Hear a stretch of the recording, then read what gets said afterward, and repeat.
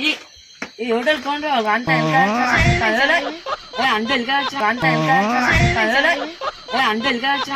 నేను కూడా అంత రావచ్చు చూసి ఇది కూడా అట్లనే వస్తాను. ఎందుకు అట్లా ఇస్తాను? ఈ కాఫీ అంత మంచిగా లేదు.